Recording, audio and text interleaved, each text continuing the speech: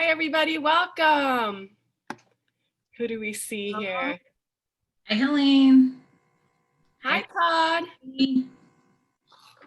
Got lots of friends here. Hey. Hey. May. Christina. Peter. Peter. Hi, Peter. Guys. Hi, May. Everybody, welcome.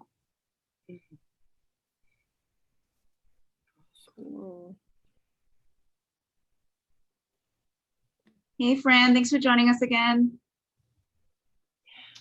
I love your background. Thank you.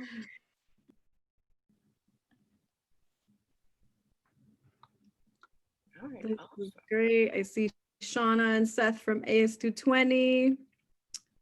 Glenn Schneider. Hi, Glenn. Marisa. Hi, Marisa. Welcome. Welcome, everybody.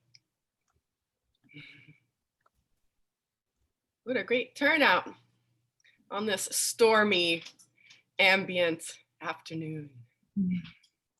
What a great time for a Zoom planning meeting. We're so excited, huh?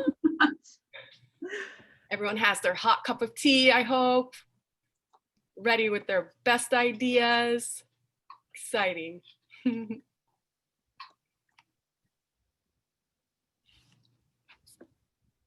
Awesome. Hey, Todd. Hi, I'm trying to find my cup of tea. I misplaced it someplace. So. Awesome. Well, we'll start in a couple more minutes. We're just letting some more folks join us.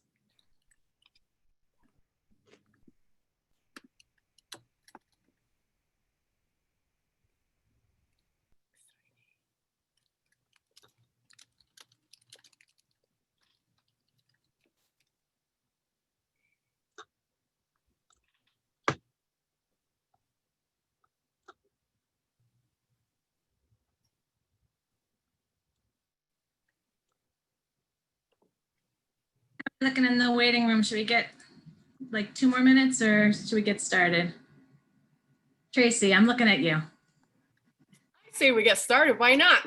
All right. Tension with a knife, and I'm so excited to get started, Stephanie. Hit it. All right. Well, hello, everyone. Thank you so much for being here today. And we are going to be talking about resilient nonprofits.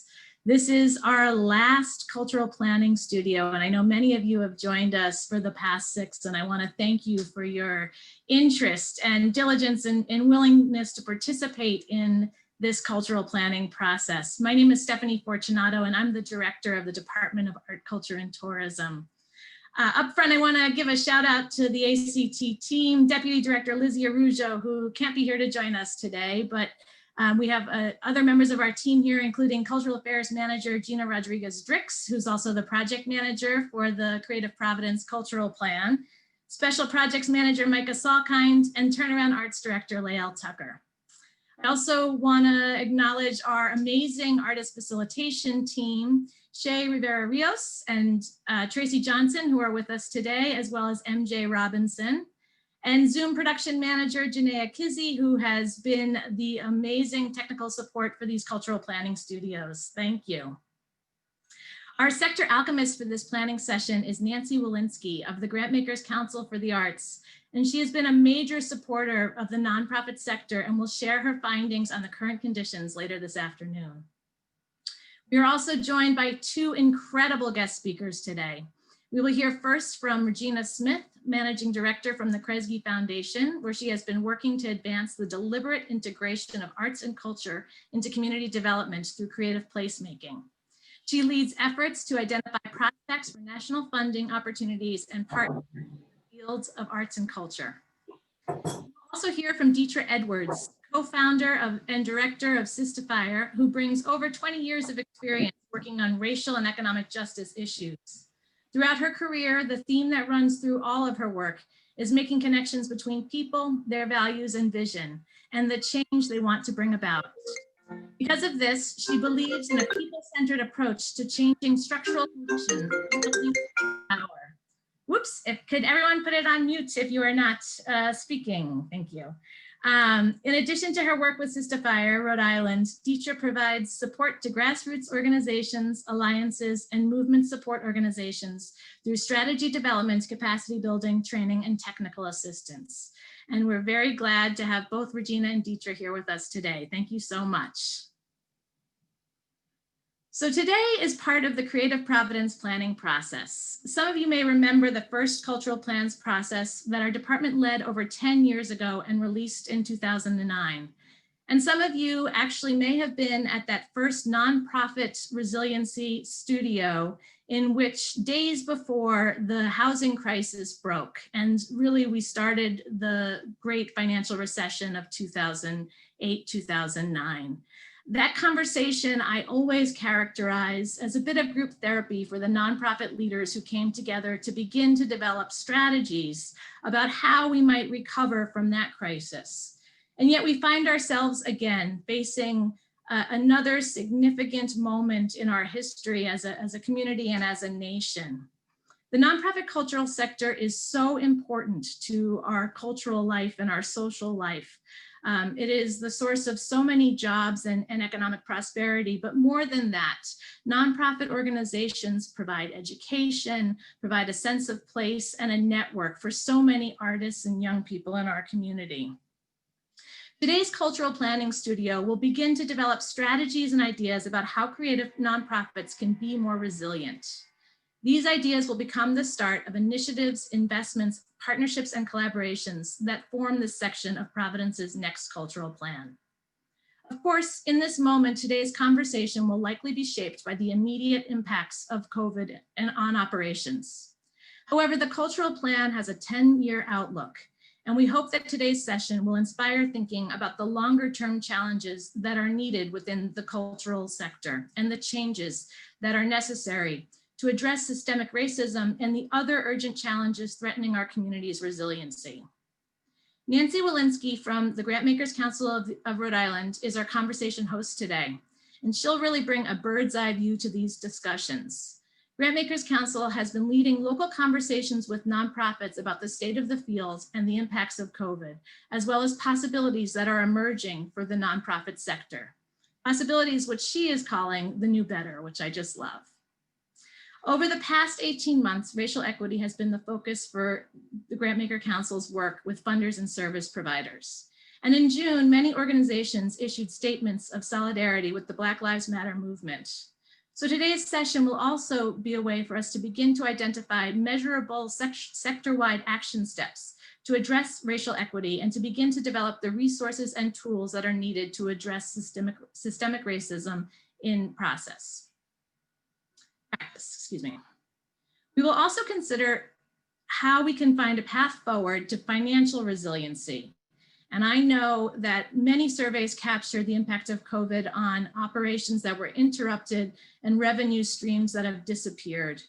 I am very grateful to our colleagues at RISCA for their leadership throughout the crisis and not only surveying the sector and providing ways for us to come together to talk about the path forward and this current moment, but for their work with Grantmakers Council and Commerce and others to make sure that there are also resources that are flowing to the nonprofit sector. Earlier this year, the Grantmakers Council hired FIO partners to do a pulse survey to glean the current state of nonprofits in Rhode Island. And I just want to read a little bit about the subsector results on arts and culture. So there were over 293 nonprofit leaders from 250 organizations who participated in the survey, including 76 arts and cultural nonprofits. And so the subsector results from the nonprofit arts and cultural organizations show that this community is effectively on life support due to COVID. Nearly half, 48%, reported that they are struggling, and more than 3/4, 79%, have had to temporarily close programs. The financial impacts have been devastating, with 44% reporting revenue losses of greater than 30%, and 71% reporting losses of more than 15%. In response, 1/3 have reduced staff and 1/4 have furloughed employees. This is a staggering statement of where we are. And yet, I hope that from this conversation, we will be able to find a silver lining, that we will be able to identify collaborations, partnerships, and other ways that we can move forward together so that we can truly find a way for nonprofits to be more resilient in the coming years. So thank you so much for being here today. I look forward to hearing your ideas, and I'd like to turn it over to Gina for a moment.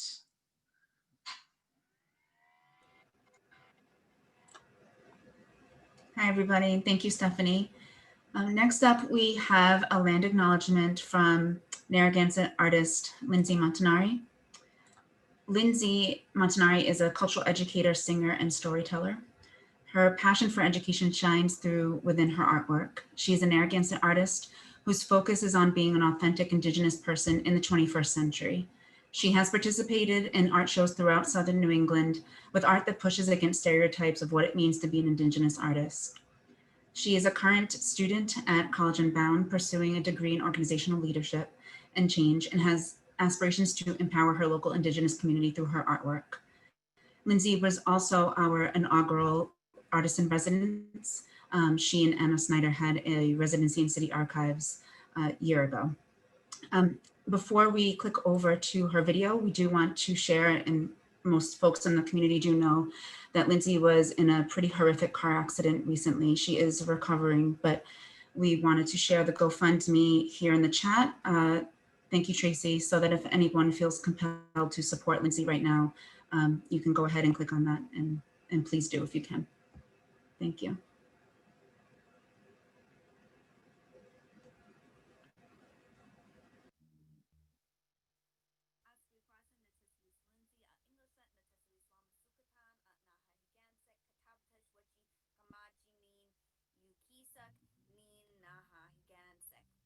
So what I said there loosely was, hi, my name is Lindsay. In English, my name is Wamasupitan, or Loving Sea in the Narragansett language.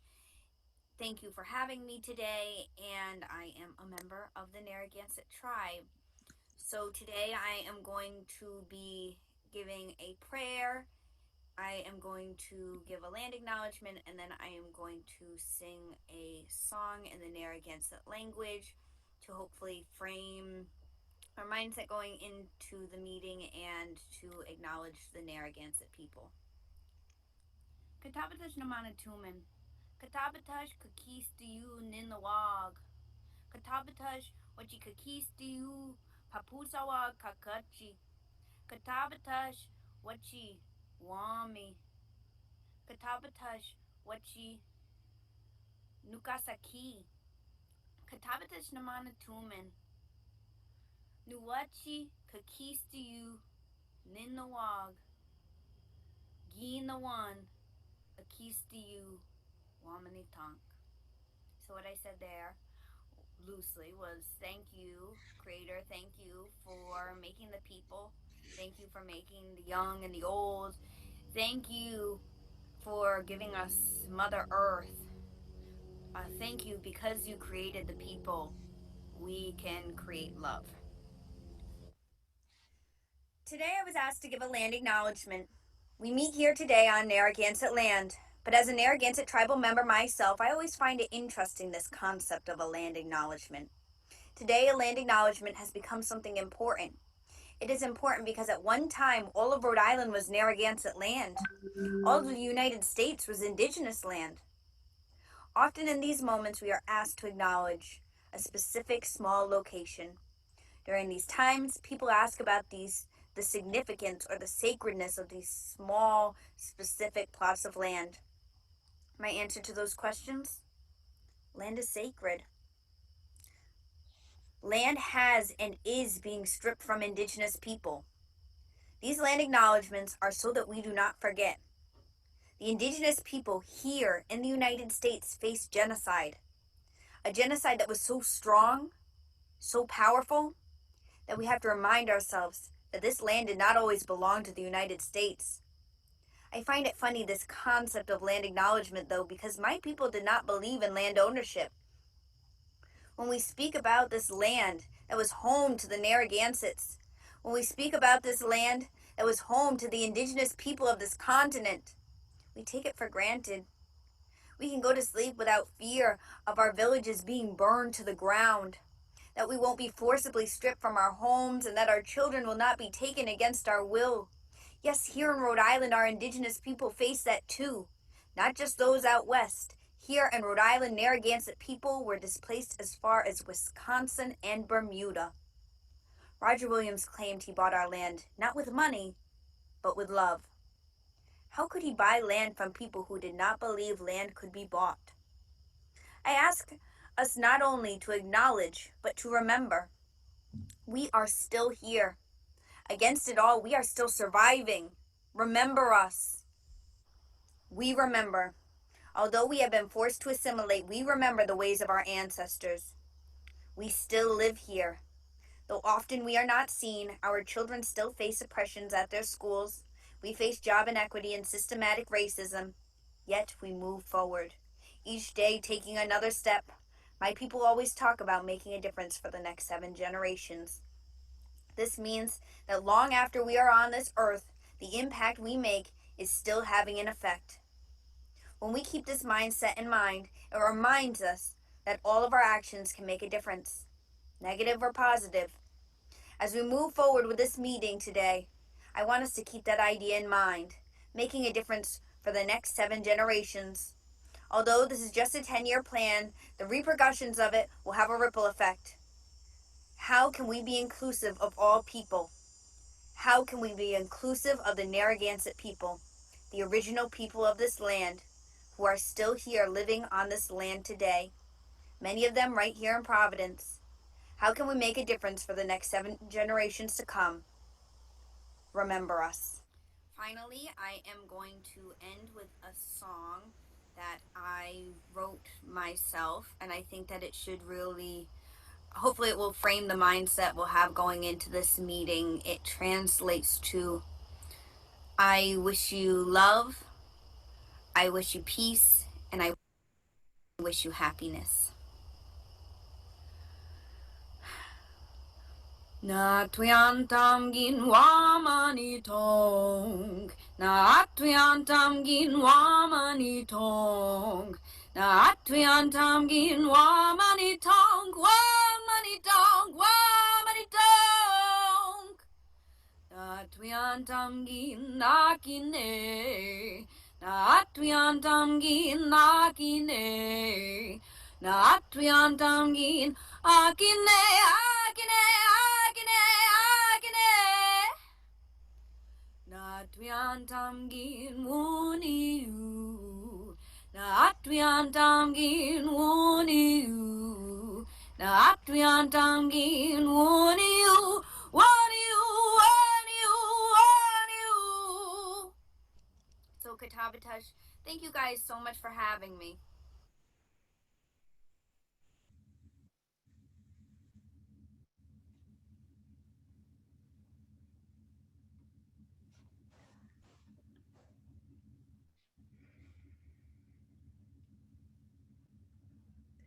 Thank you, Gina. Thank you, Lindsay. Let's just take a moment of breath as well, and so that we can take in Lindsay's words and find grounding in our space right now. So I want you to find where your feet are, put them firmly on the ground, stretch out. It's hard to be in a world of Zoom, and we're gonna give space to Lindsay's prayers. I will count 1, 2, and 3, and we'll take a breath together.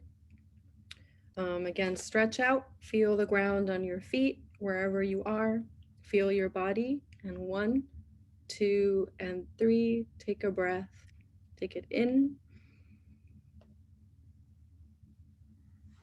and release with a sound.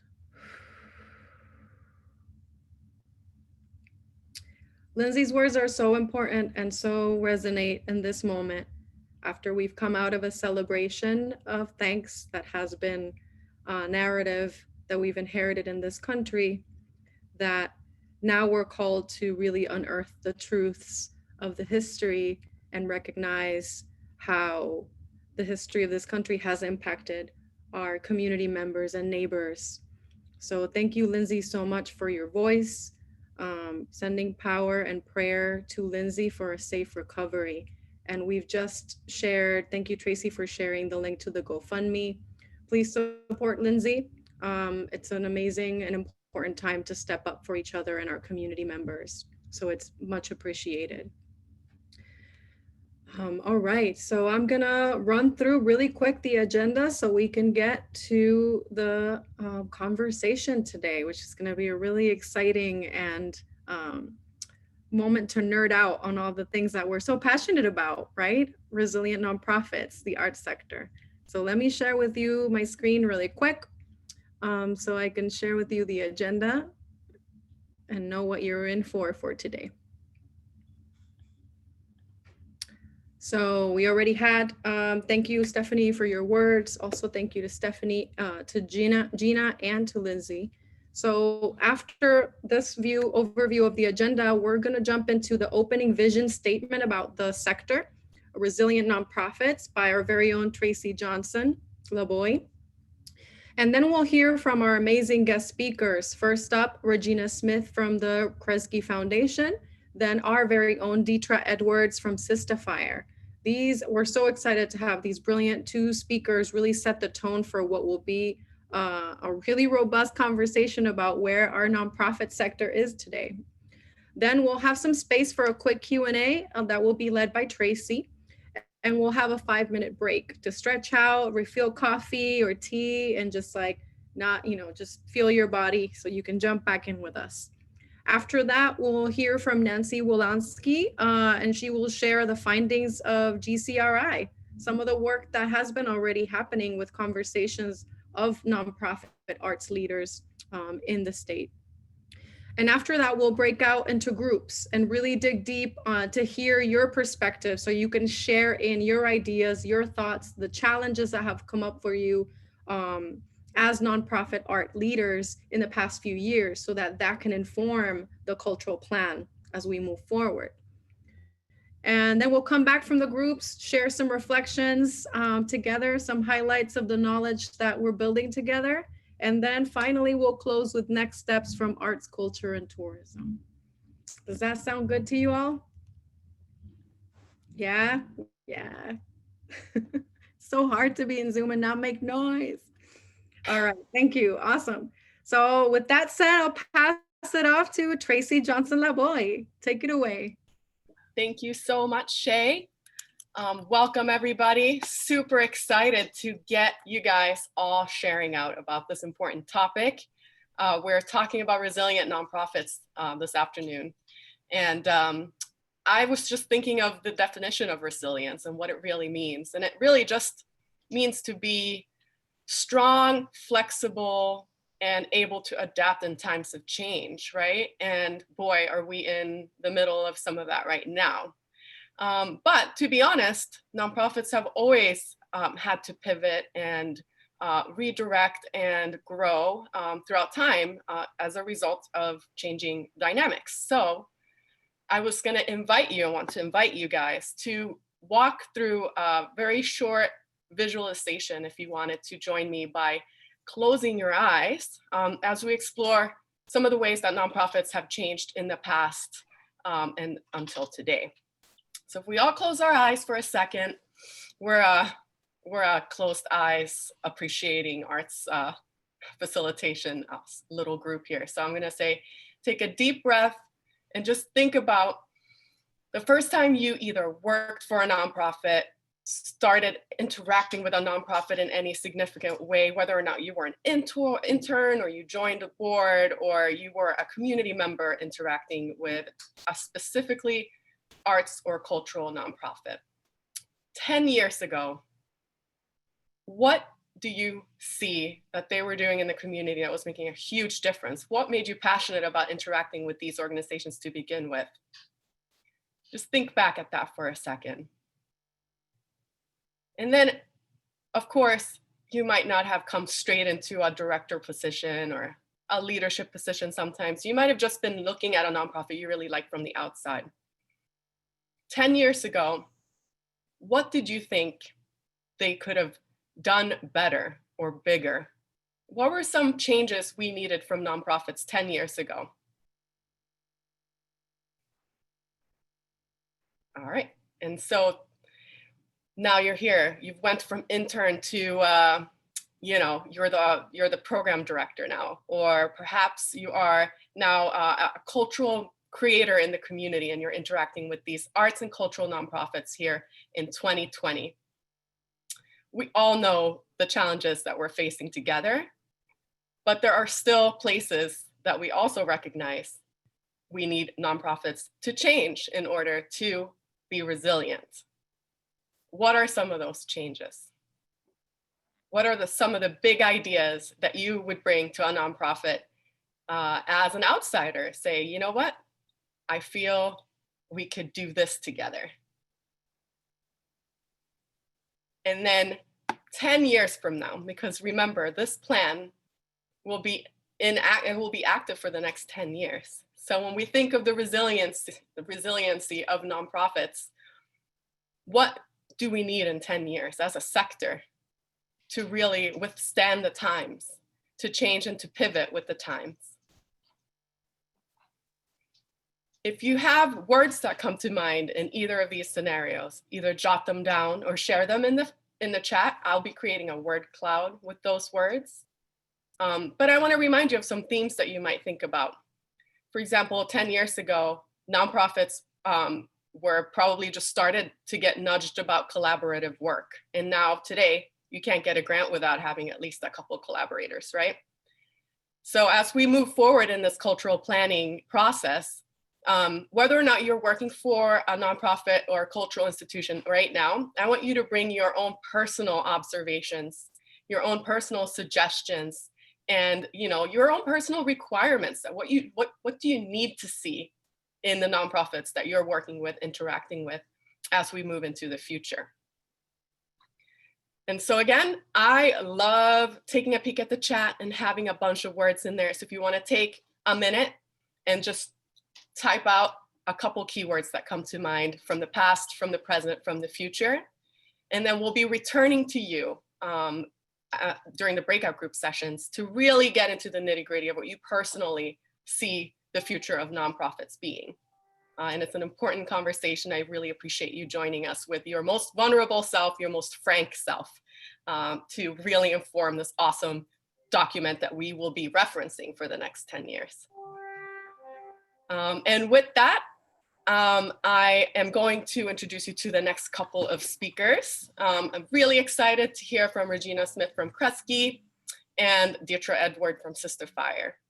I'm running a little ahead of schedule, so this is really fun. So just as you're going through this meeting, please just populate the chat with words and I'll make a word cloud for you guys.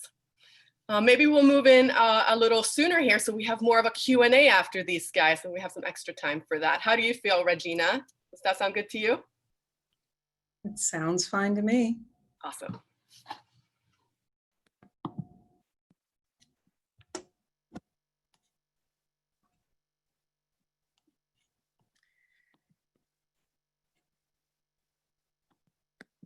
So I'm happy to start, or okay. Good afternoon, everyone. I'm Regina Smith, and I am Managing Director of Kresge Foundation's Arts and Culture Program. I want to thank Gina for contacting me to join you this afternoon for what sounds like a really fascinating process, and one that I hope many communities begin to have. And so let me just start by giving you a little bit of an overview of kind of the Kresge Foundation in a nutshell. Gina asked me to talk a little bit about the work that we do at Kresge, and happy to do that, but also kind of delve into a couple of questions that we're asking ourselves, not just about resilience, but relevance and many, many other questions. So big picture, Kresge is a national foundation.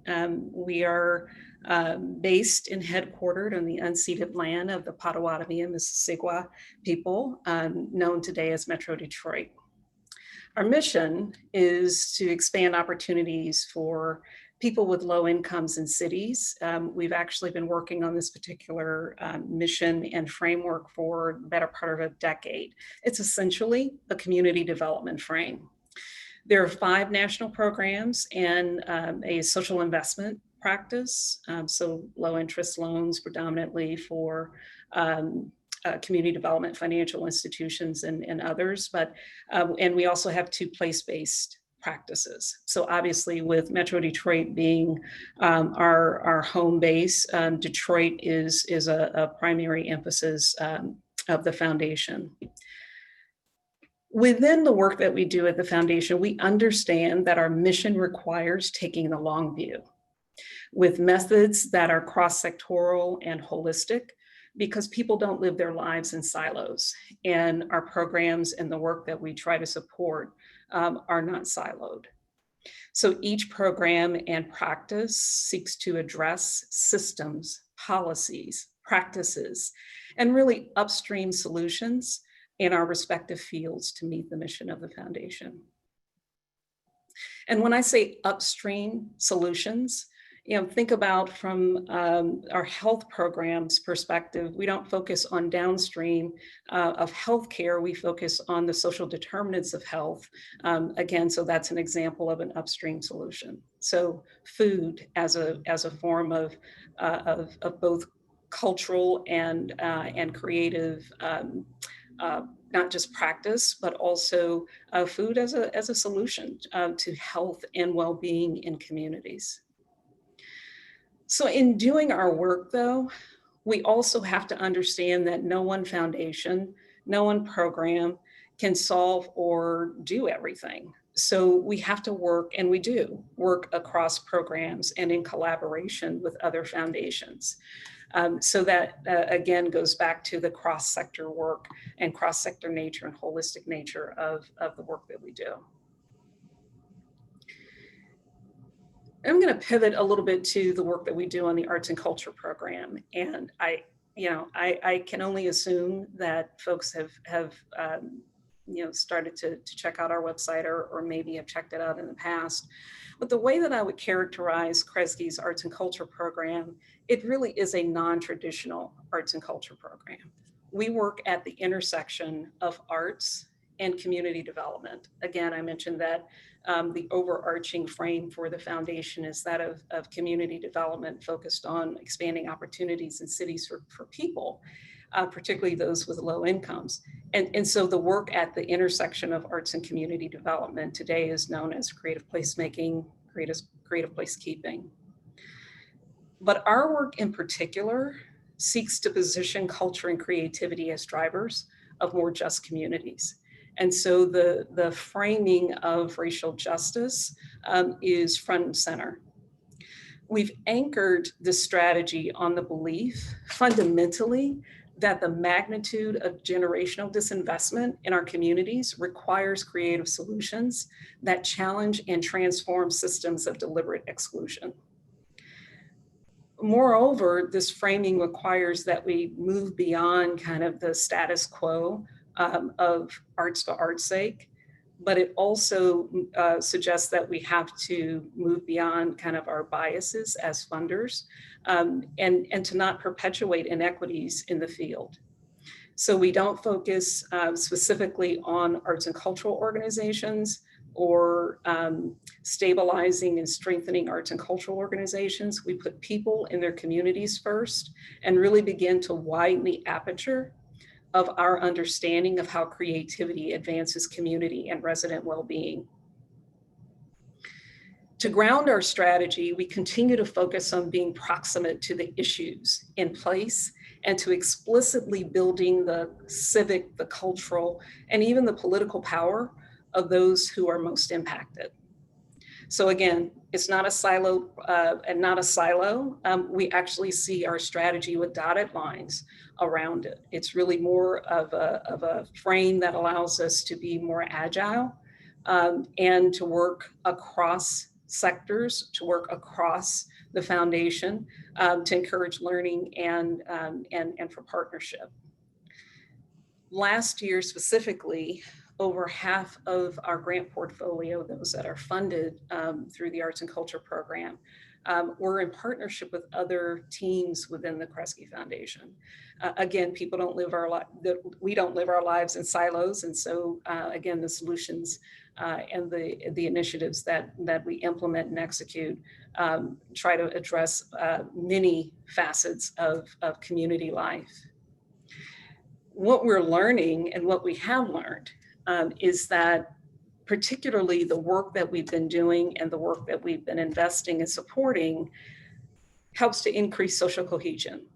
It drives resident-driven solutions and collective recovery practices. I'll say more about collective recovery in a minute. So resilience, community building, and connections, and this is kind of what Gina asked me to kind of hone in on, and I think it speaks to the topic that you guys are talking about today. And what's interesting is resilience and relevance was a major conversation at the recent Grantmakers in the Arts Conference, which concluded late last week. And many of the funders, I think, as I suspect many of you, based on the definitions around resilience that was mentioned earlier, are thinking about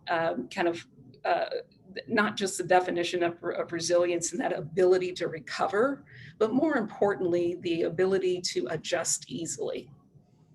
Underline, adjust easily. I also think about, when I think about resilience, durable, kind of durability, the ability to exist for a long time without significant deterioration in quality or value. Underline, for a long time. Relevant. In this context, obviously, relevance is around whether or not your work matters to everyone in your community, and that you're essentially, culturally, and socially connected to your community beyond community as consumer. Underscore, beyond community as consumer.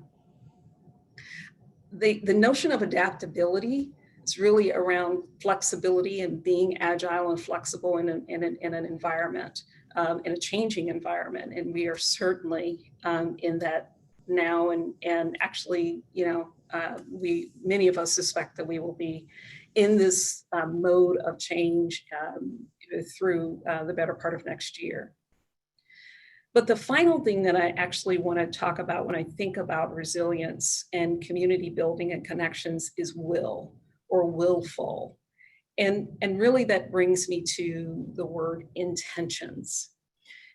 And so I want to kind of talk broadly about kind of the arts community and then kind of the arts funders. And one of the things that I've been asking my colleagues a lot, national service organizations and other funders, and honestly, I have more questions than I have answers these days. But, arts organizations and arts and cultural organizations have participated in funder-supported initiatives designed to diversify staff, boards, audiences, and authentically connect in communities over the last 50 years.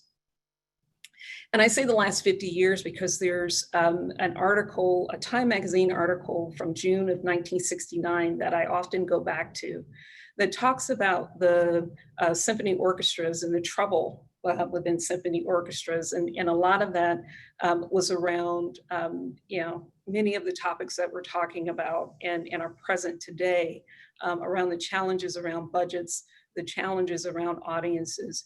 And so the questions that I'm asking are that something's not working, clearly. We've all been at this for long enough. So why hasn't this experiment worked?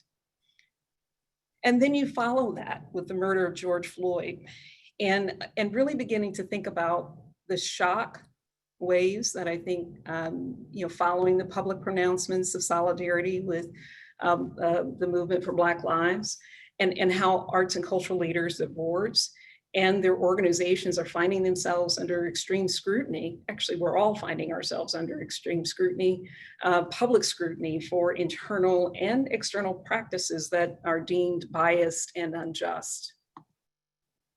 And then I want to talk about funders because we keep funding this stuff. And the data are clear that our practices and our funding are not equitably distributed as funders.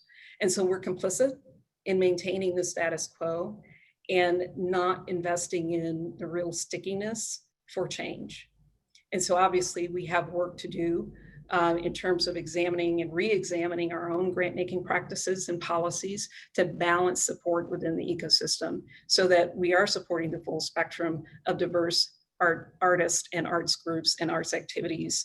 And again, being proximate to the issues that advance community priorities, especially racial justice. So how am I doing on time, Gina? Okay. Okay, I want to go through something that I ran across fairly recently. And it's kind of the enemies of adaptability. And whether you want to extend that to, enemies of will. There's an institute out of Canada called the Tamarack Institute.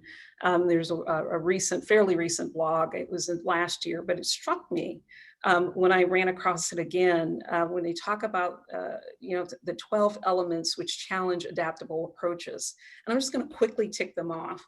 Hierarchy, fear, decision bias, habit, centralization, inflexible business practices, rigid structures, skills deficit, short-term thinking, insufficient experimentation, lack of diversity, and a paucity of purpose. Those are 12 really powerful, really powerful.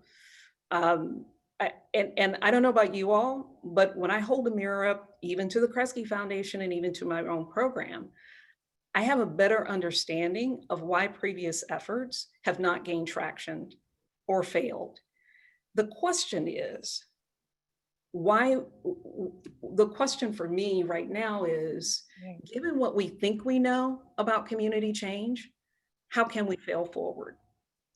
How can we rise to the occasion? How can we rise to the movement in the moment to contribute fully and with intention in our communities?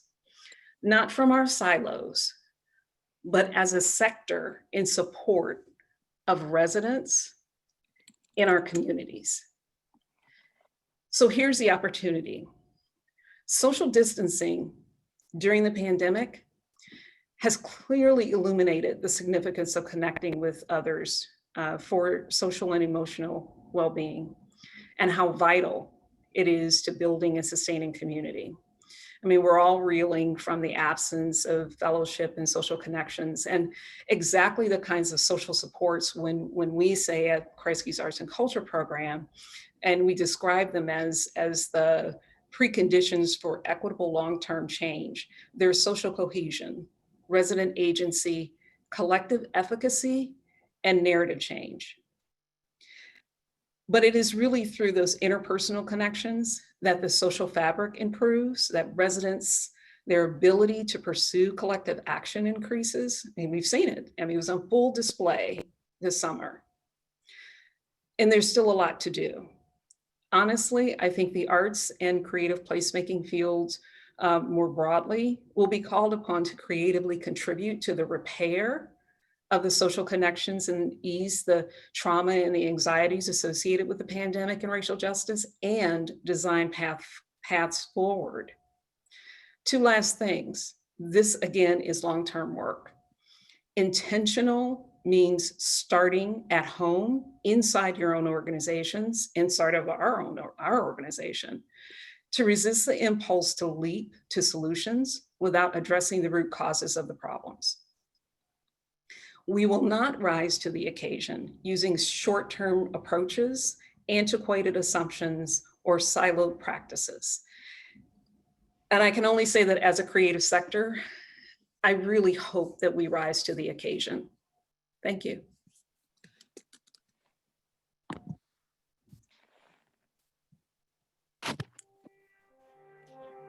Fantastic. Thank you so much, Regina. That was incredible. My word cloud just blew up with all of these amazing terms. Thank you. So we will introduce our next speaker. Excuse me here, I'm terrible. Deetra Edwards from Sister Fire. Thank you so much for being here. We'll give you the next 10 minutes, kindly. Hey, everyone. I'm going to just start my own timer here because I'm a talker. All right, I am gonna share my screen.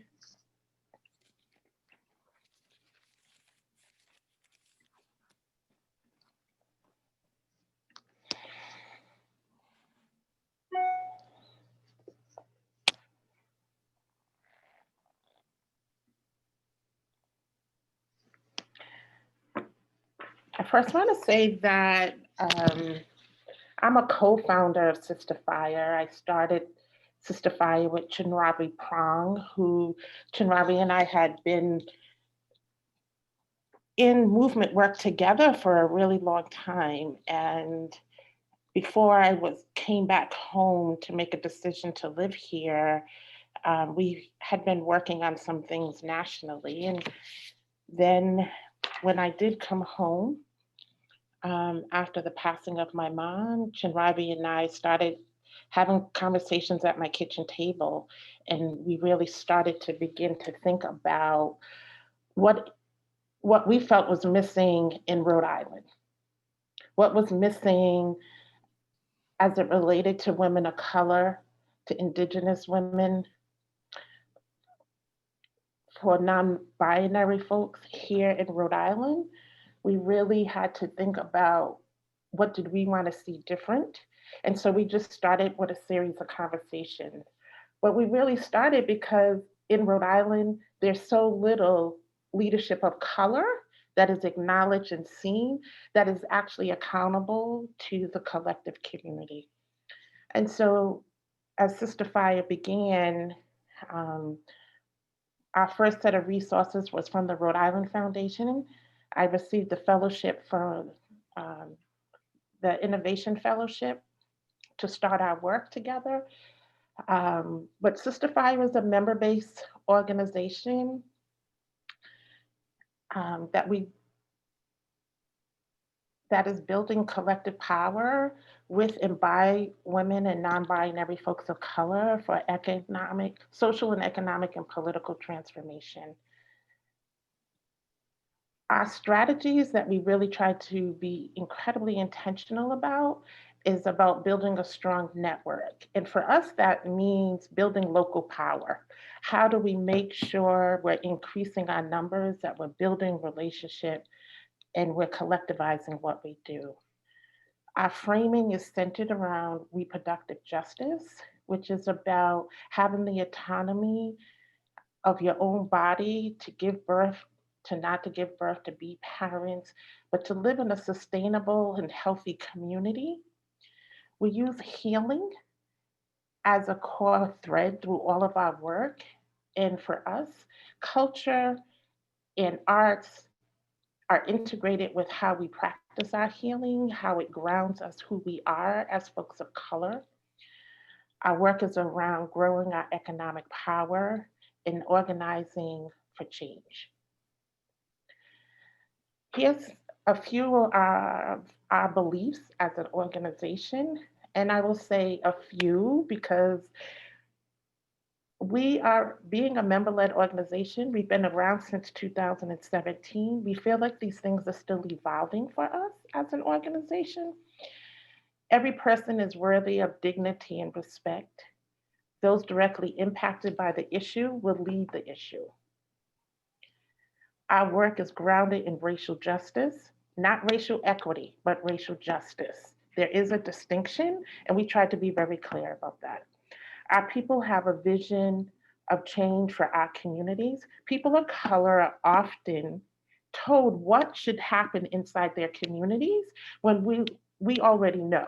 We live it every single day because our lived experience is critical to the change that we want to see because our stories are so important. We center Black women. We meet people where they are and create space for them to be their whole selves. One of the largest things that we heard in all of our work when we first started, because we went and we interviewed, we talked to people, we listened to their stories, was the fact that they felt isolated because they often could not show up as themselves. They were not feeling connected to other people beyond their own families. And what we know is that if we center Black women, we will actually address the larger issues of our communities because Black women are impacted at the highest levels. Our work is about transformation and liberation. And we say transformation because what we know about transformation is that it's about the individual and then collectively about the group and then our community and society. And so that it is not just about the work you do outside, but it has to be about what the work you do internally and collectively together. Building power through organizing is critical to change. If we do not build power and push up against the regular systems, change will not happen. And it goes back to addressing root causes. For what makes a resilient organization? This was a question I had to ponder because when Gina and Shay asked me, I was like, what? Like, I haven't thought about that. We're just trying to build something here. 3.5 years old, we came in with deep intention about what we didn't want to do, but also what we wanted to do. And so that's the thing that I tried to think about to be able to share with you. Prioritizing relationships inside and outside of our organization. We spend a lot of time connecting with each other. We are a member-based organization.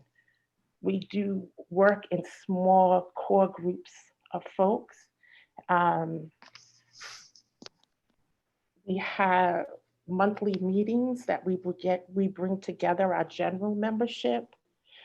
We have different ways that residents can be involved in our organization. We have a core organizing committee. So we have different ways. When we're in the community, we're very intentional. We go out and we talk to people. We do a lot of participatory action research because we want to be engaged with people. We want to hear other women's stories because it helps us understand what they're experiencing, what we're experiencing, and it helps us be able to begin to generate and deal with the issues that we're facing. Our leadership structure is as flat as we can be. I am a director, but I do not have all decision-making power. Our members and our organizing committee have as much decision-making power as I do and as the other staff do. We bring weekly decisions, things that we need to address, because we are trying to recognize that Sister Fire, we're not about the hierarchy, but we're about the democracy of our organization. How do we collectivize our lived experiences as women of color, as non-binary folks, to be able to address the issues in our communities, and then allows us to lead because they have a vision, they have an understanding.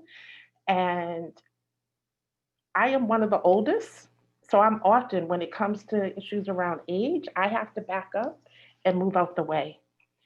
So leadership for me is also about how I practice my own leadership.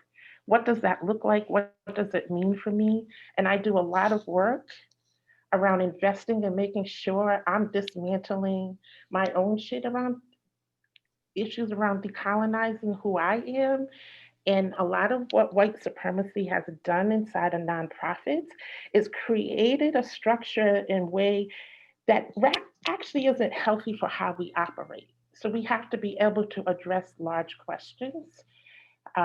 We look at issues around our process. Our process for us is political. How we engage, how we do what we do, how we move in the world is important to us. We look at community-led solutions. So what do women want to define at what they want to address is what we try to do. When it comes to our funding, we have multiple streams of funding. I'm going to just, I think I'm about to hit my time, but I do want to say during the pandemic, what was clear for us is how do we as an organization begin to really address this? When governor said she was about to shut down the city. What we did at Sister Fire was we got on the phone and we called over 150 women to say, how are you doing? How are you about to handle this situation? What do you need? We were able to take resources that were not from foundations, but because we have a multi-pronged strategy around funding, we do a lot of consulting work. We were able to take our consulting work and begin to help people address their current needs. That was not what we usually do. We are not a social service organization. And so we had to really stretch who we are and how we address the issues women were facing during that time. And we really, because we had a strong network of folks on the ground, other small organizations, other women, people just started calling, what can I do to help? I can do this, I can deliver this stuff. And we started to be able to address that. We were able to then raise more money. We end up ultimately serving 381 families. And at that time, we had a 3-person staff, but we had a network of members and community partners that really helped us to be able to do that work together. Because in this state, our communities were left out of the conversation. When you talk about disaster planning, we were left out. Testing didn't happen till much later than everywhere else. And we had to fight and be in multiple places between having conversations and doing mutual aid. But for us, it was the preparation for us to do that. The rapid response was, preparation was about the network we had already built. Rapid response was about how we responded in that moment. The short-term recovery was, how do we keep thinking about what the next pivot was that we had to do, and how do we think about the long term in this process. But in this moment, we had the George Floyd.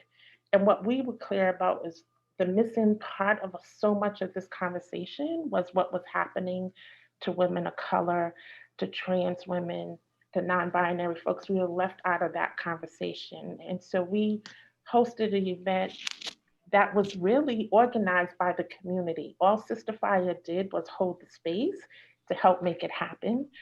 But again, that was because of our ability to be engaged with folks on the ground.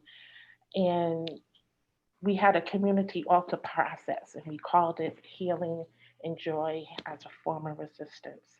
The other piece of work that we're connected to is taking the time now to build coalition with a set of core grassroots organizations that are looking at the work of how this state and how this Providence is addressing issues around policing.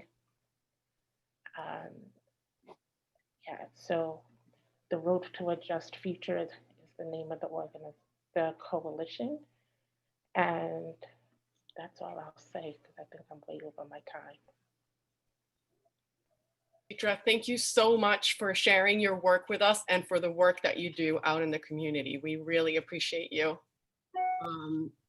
Yeah, please feel free to show your appreciation for Deidre, as you know, both of our speakers. And we're gonna go into a short break here.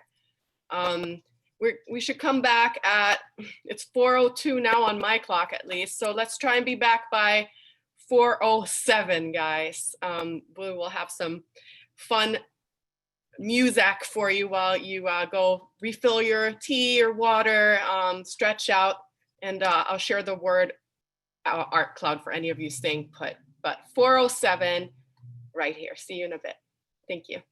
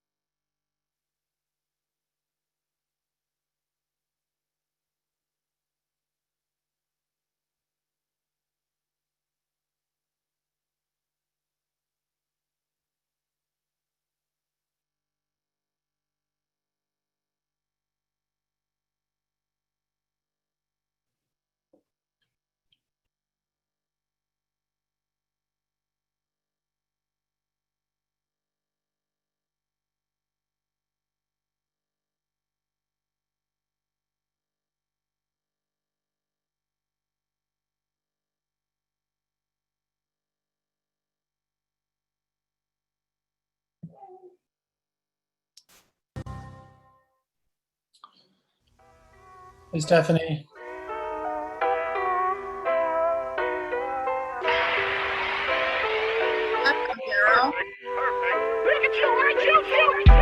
Crucified, dripping down the wrong way. Eye contact is going one way. Few young guys and they don't play. Say the wrong thing, we going down. Crucified, dripping down the wrong way. Pray to God you gon' see me on Sunday. Few young guys and they don't play. Say the wrong thing, we going down. Icon, sell it up the zip. Dripping down the wrong way on a crucifix. If you skip.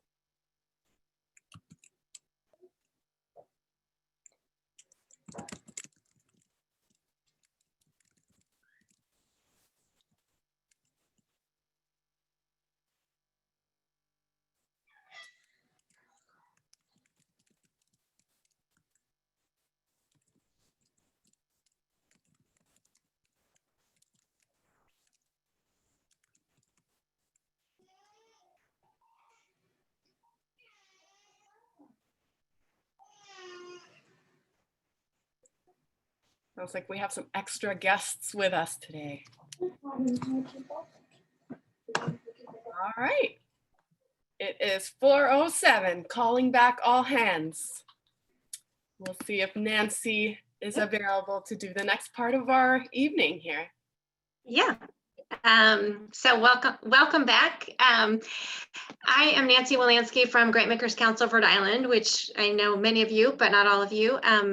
GCRI is the statewide philanthropy network for organizational philanthropy, and we are excited to be partnering with this. I know we've all realized that the pandemic has highlighted a lot of the structural inequities in our system. It's drawn attention to structural racism, and the economic issues have further exacerbated the tenuous financial situation for lots of nonprofits as well as families across the country. But at the same time, the pandemic has also kind of shown us what's possible. Funders have loosened grant requirements and streamlined applications and provided general operating support. People who haven't had the money to buy Hamilton tickets have been able to watch it from home. California, for example, has an intractable affordable housing problem, but during the pandemic, they've been able to provide hotels for people without homes. Lots of states have scrambled to provide internet access for students and for seniors. And so we kind of find ourselves in this place where there's this opportunity for innovation, even as we have a spotlight shown on these critical needs that need to be both triaged and addressed long-term. And so GCRI is starting an initiative called the New Better Initiative, where we are creating spaces for conversations, nonprofits and funders individually, as well as coming together to look at what we can create towards a new, better ecosystem.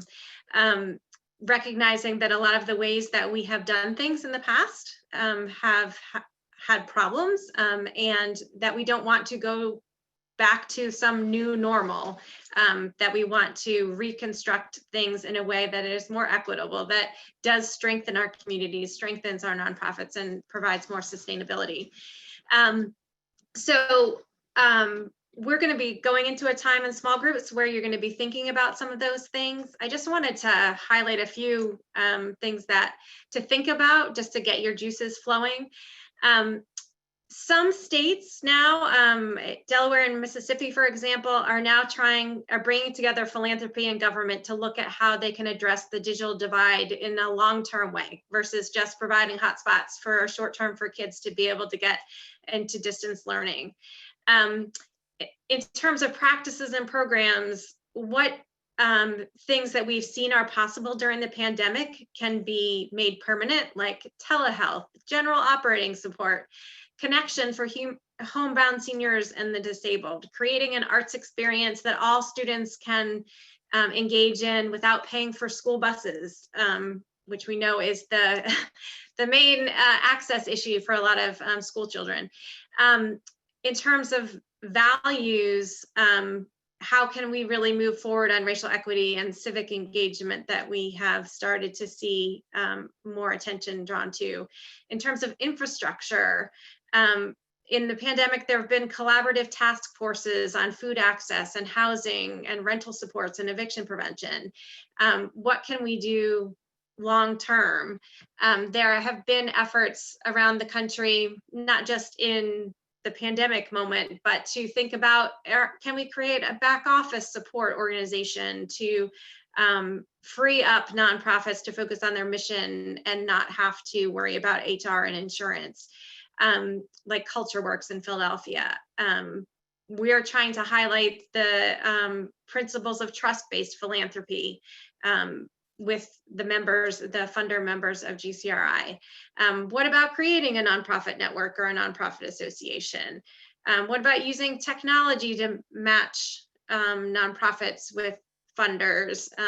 Like Netflix says, you know, have you considered this product because you brought this product? You know, could there be alerts to let people know you funded this after school program, maybe you'd be interested in this after school program, or you haven't funded any organizations with a BIPOC-led board. Have you considered any of these organizations that have BIPOC-led boards to diversify your funding? What if we revisioned our conception of what a board is, so that the board has a fidelity to a mission versus a fidelity to an organization? How would that change the way we go about our work? What about if we re-envisioned who participates in our board, so that the wealthy white people could get invited to a fund development committee, and community members who understand the work on the ground could get asked to join the board instead? How would that change our conception of the work that is done and the work that is possible? So I just wanted to seed you with a few things that have percolated in my mind as I think about the potential for a new, better ecosystem. But I'm sure that you came into this with a lot of ideas, and I'm sure listening to Regina and Deetra have also seeded more new ideas for you. So we wanted to give you some time in small groups to talk about kind of how the Rhode Island nonprofit ecosystem can be strengthened and become more resilient. And we're having 3 guiding questions, which are seeding. What would you like to see seeded? What innovations are needed? What new approaches and collaborations and synergies are possible? Feeding. So what existing work needs increased support? What's effective and needs to be expanded? And then weeding. What practices and approaches need to be adapted or eliminated? What strategies cause harm, perpetuate systemic inequities, and or disempower community-driven solutions? So we're going to break into small groups, and when you're in the small group, you can continue to put words in the chat. The facilitator in the small group will feed those back to Tracy. But we are going to break into the small groups, and just a reminder that when you share in the small groups, if you could just introduce yourself and your pronouns, and then I think I gave the instructions. Yes. So the 3, it's seeding, weeding, and feeding. So seeding is the new ideas, innovations. Weeding is what we need to get rid of, and feeding is what exists but needs to be supported more. And to think in terms of infrastructure, in terms of practices, in terms of values, as well as resources, and not just check writing resources, but expertise and collaboration and in-kind and input, community input and community engagement. So it's wide open for your fabulous ideas.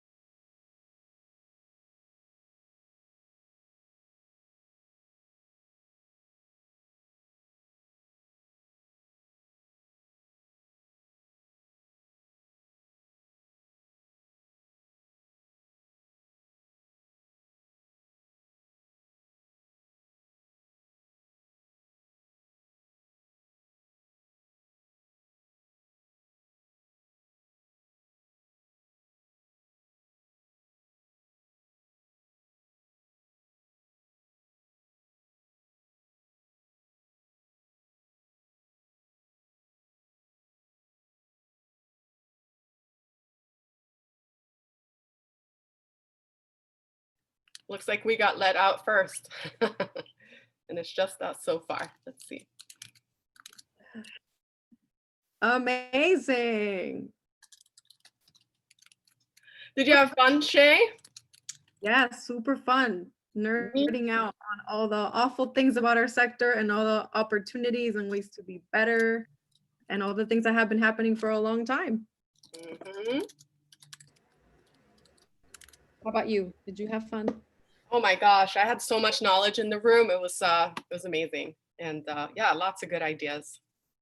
So much to do, Shay, so much to do, you know. So much to do. But also part of this resilient nonprofits is building in naps and rest and like what Deetra was saying, healing and joy. Like we need a better quality of life for our artists and our managers.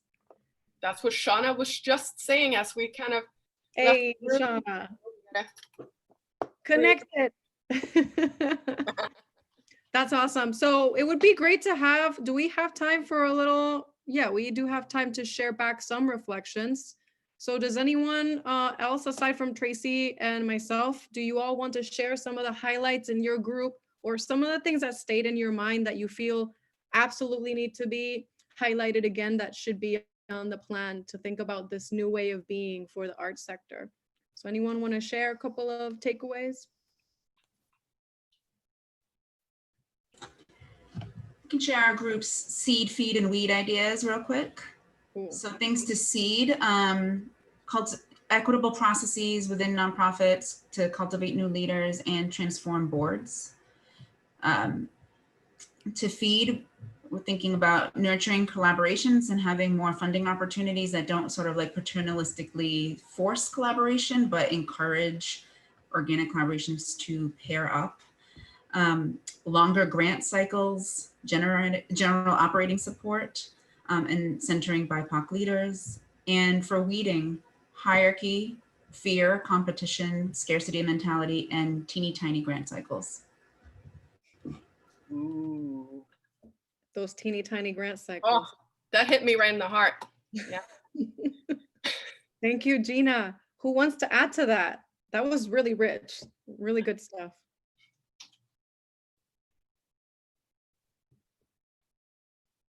It was only 3 groups, so, right? Well, I also wanted to point out that May came up with this great idea for having like a Patreon opportunity for nonprofits. So it's like and marketing it as like an opportunity for ongoing support for nonprofits. Not that people can't do it just from their checking account, just directly to the nonprofit, but kind of marketing it as you can have you can be a subscriber. You're like a patron of the nonprofits. That's great. Thank you, Nancy. And then Micah, that resonates with something we were talking about regarding membership. Yeah, that came up in our group too. You want to speak to that, Micah?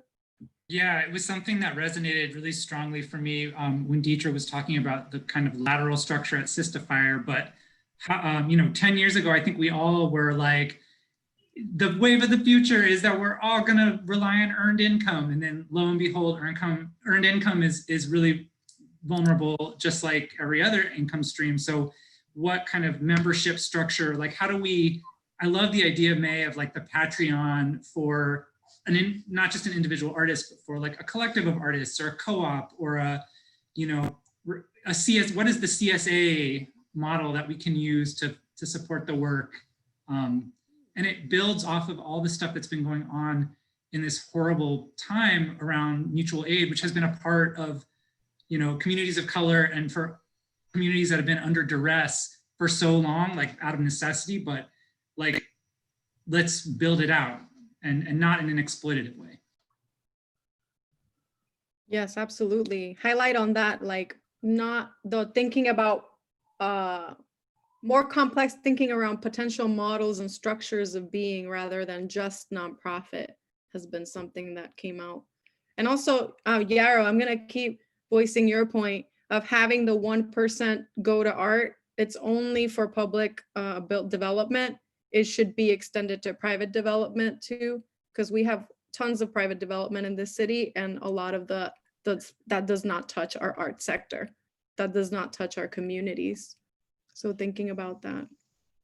Helene in our group had a fantastic suggestion about the shape of organizations in general and rethinking the pyramid, either turning it upside down or turning it into a circle, and encouraging our communities to be reflective within the organization from intern to board chair. And then we also had feeding some of the, encouraging some of the foundations to do the racial equity work and really requiring it and demanding it of them in a way that would influence what gets funded in the future and the process for applying for funds, moving away from a patriarchal structure. Shauna also said that the word best practices, we kind of kept talking about that. Who made that up? Who made up that a board member needs to give? And obviously it wasn't me and it wasn't you, Shay. So who was it? And is that person still as relevant in this new place that we're all moving into? We say no. Yeah. Real talk. That's so amazing. You know, and that speaks to Kresge's initiative, The Fuel, which I know AS220 has been a part of, and how important it is for a funder to be the one like leading the way and holding folks accountable, because there is the only other top beyond the board is the funder. So the funder has to be the one setting the stage for like, this is the kind of work we will require of you two. Can you walk with us? And here's support to do it. Because you can't just expect people to take on like really deep, meaningful work without creating the conditions, right? So that's awesome, Tracy. Thanks for sharing that. That's super important. Awesome team. Hi, this is Deetra. I do think we collectively have to ask the larger question to, given the state that we live in, right? Like, we are one of the original colonizers, and it's not just about racial equity in the context of our work, but there is a long-standing, and you could, if you look at the elections, if you look at so many of the larger institutions and larger systems here, that really, what does it mean to dismantle this anti-Blackness and white supremacy frame in which our state is grounded in? There's so many of us that are building, who are either already committed to doing that work or in the process of trying to do that. And there has to be,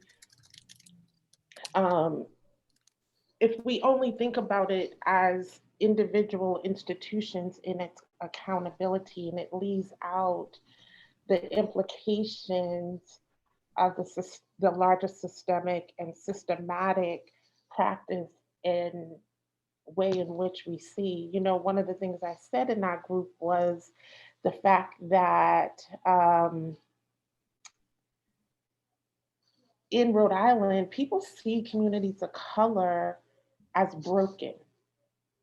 We don't even acknowledge communities in Rhode Island that are poor white communities that are, you know, Sister Fire did mutual aid for folks in Warwick and in some other suburban places because was nobody thinking about those poor white folks out there. You know, like there's something about the way in which we think here and the way in which we do things here that we're not really fully opening up what it means. And we have a lot of practice, even, and when Sister Fire questions itself around what supremacy practice. We talk about how we so are connected to time, what does it mean? I think it was Shauna who talked about it earlier. Like 3 years in, we gave staff sabbatical because they were just too tired, and we had to acknowledge that and name that. You know, what are the things that we institutionally, even as an institution of color, have to peel back and recognize how we get so caught up in the strategic plan, in the work plan. And my practice internally has had to come to let's just prioritize and let go. We cannot hold our reins so tight to believe that something cannot be let go. Reprioritize. We reprioritize pretty regularly. as a way not to burn our staff out, because sometimes they just have to make choices. And we have mothers who work for us, you know, covering childcare is critical to us. Providing food is critical to us, because we have to function in a way that allows for a different kind of practice and culture inside of our organization. So, I don't know.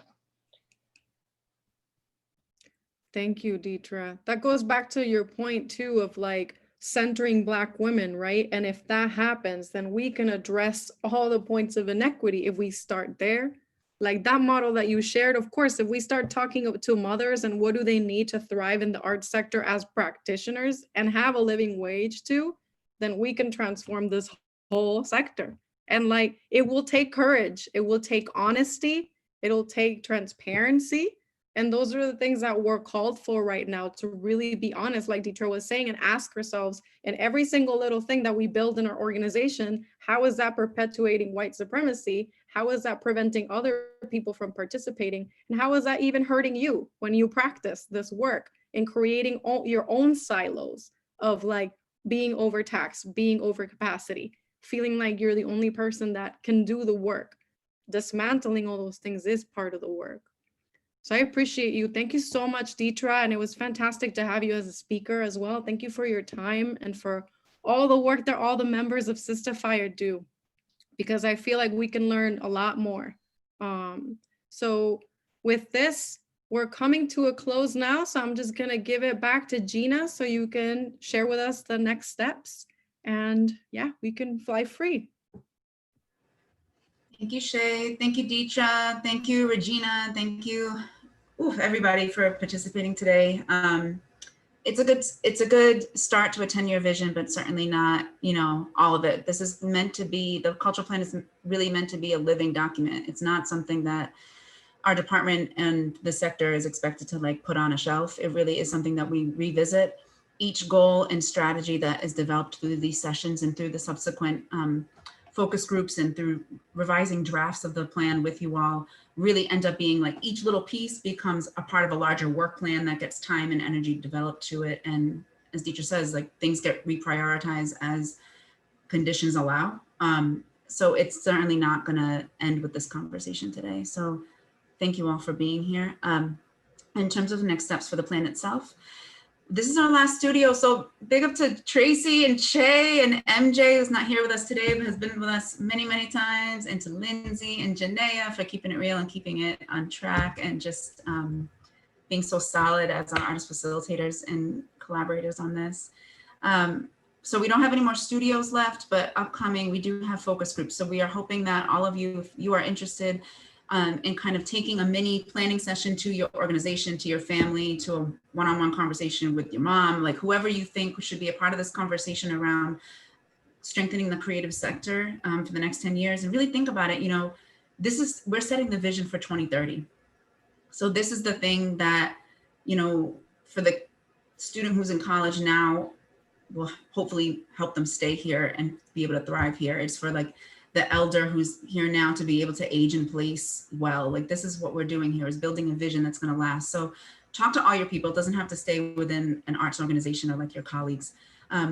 We can throw that link in the chat. It's a simple Google form. If you want any tech assistance or just to reach out to anybody in our team, you can email me. We're here to support you. We are going to ask that focus groups happen between now and the start of the new year. And then we will be internally just writing the drafts for each sort of section based off of the planning studios. And we will release those. We'll provide a chance for some written comments. We'll then have another big wide community meeting where we kind of release the list of goals and strategies that we've developed together.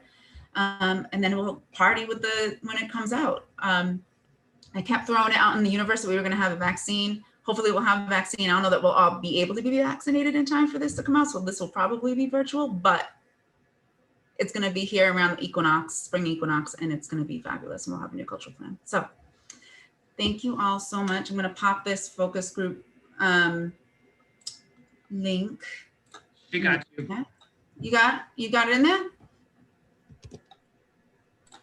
And I just wanted to also say that the information from today's session is also going to feed back into the GCRI New Better conversations. So you're getting double duty from the input that you're giving. So that will help inform some of the work with nonprofits and funders working together towards some of these goals as well. So if you're interested in being part of some of the New Better convenings we're doing, I would love to have you for that as well. So you feel free to email me, and you can get my email from, well, I'll just put it in the chat and then I have to hop off. So thank you so much, everybody. Yes. You all, let's take just one moment, unmute, make noise, applaud, give energy, and then we can leave. Yeah. Yeah. Thank you. Thank you so much. Have a lovely evening. Have a fabulous evening and happy holidays, everybody. Bye.